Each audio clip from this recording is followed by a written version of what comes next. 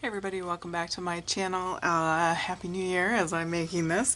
And I have received I guess it's my fourth box. This one is from a lady that I'm not going to attempt to say her name for some reason. If I don't see it, I can't say it. But Olga, and you can look that up. And she has a channel that she does wonderful, wonderful work, paper crafting and just beautiful detail. And so this box is one that she has curated and designed, and so let's go ahead and open it up. It's got the Velcro, it's got our little packet. The extras here, it comes with a $10 off code for Craftstash. So the two pieces here, you get the folder that houses all your dies and things, and then you get your extra papers. So let's go ahead and open that one first. We can gather up and use, so I'll do that later. Meanwhile, I'll get my stuff out here. All right, let's quickly go through what you get in the box, and then we'll do some cards.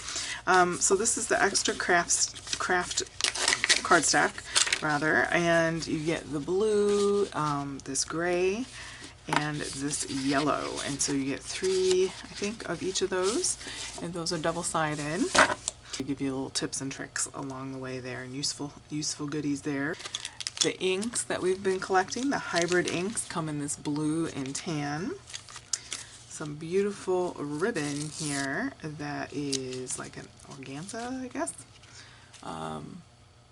More sequins that is, I was going to say, hopefully my sequins weren't getting loose in the package there. And more sequins inside there. So I think those were just extra, so I'm going to put the extra ones in with that. A booklet that helps you, sort of tells you what's in there, gives you some ideas, projects, and all sorts of things there. Shows her line that is at Craftstash. Beautiful design. You really get a lot for the price. Box 4 from Paper Discovery. Alright, I got it backwards. Open that up, and you have your 3 compartments. I can't even fit them on the screen, but the first is this stamp set. So let's go ahead and see here. Beautiful scenes that you can make. This weeping willow, I'm not sure if that's what it's supposed to be, but it reminds me of that. Dragonflies, birds, lots of great sentiments, deepest sympathy. Unfortunately, we need those. The only impossible journey is the one you never begin. A nice little bridge. So lots of elements to create peaceful scenes. The die set here, and so you can see, hopefully, there's like this sort of organic looking shape here with some leaves coming off. There's that bridge, the dandelion, and moons and things like that. So lots of scene building things. You have that river kind of going off into the distance there. And then you get this large embossing folder, and it has 3 different elements there. So you could just take paper and swipe that through in one go, or and cut those away or whatever. Are the patterned papers and some vellum, which is always nice, good quality vellum. So there's that one, 2 blank vellums, 2 of these wonderful sort of leafy vellum, some acetate. Oh, that's nice. That's a good weight. Making shakers or dioramas, 2 of those, and then you get 2 patterns, single-sided there, and then 2 of these. So let's get started. Okay, so let's dive into card number 1. It is a shaker card, and so I've got just a couple layers of that one die with the leaves, and I'm just slightly turning them 90 degrees so that there's some offsetting there of the leaves, gluing those together, and then putting the acetate down on the back side there to hold our shaker bits in, and that was all included in the kit there. Nice sturdy acetate. And then I'm going to go ahead and put the sequins down. I've got that pattern paper cut to a square card, and I'm just going to glue that paper down to the cardstock that comes in the kit. And then the sequins will go in the middle. I make a mistake here when I put my phone tape on the back of this, so you'll see that in a little bit here, but So I had to end up, here I've got my phone tape on the wrong side. And I don't realize it yet. And here I'm going, I'm putting my sequins down, blah, blah, blah. And then I go to take all my foam tape off, and I realize I've got my phone tape on the wrong side. So I had to go to my die cutting machine and cut myself another cardstock gray, and layered that on top of that. Easy fix, no big deal. It worked out, but it's like sewing a sleeve in the wrong side of the dress or something, it's like, oops. Stamped the get well soon with the ink that comes in the kit, and trimming that down and just gluing that down. Easy sentiment there. And then I cut the fairy and dragonfly out of some glitter card stock that I had in my stash, just to kind of give it a little extra something. I had some scraps, and I liked how it went with that. And then I'm going to glue some of those extra sequins to the outside of the card to kind of tie it together. But it's fun how it turned out. I like the colors, very peaceful grays and blues and iridescence. And basically that's all there is to that. So I'm using that pickup stick. It's like a wax pencil to do that.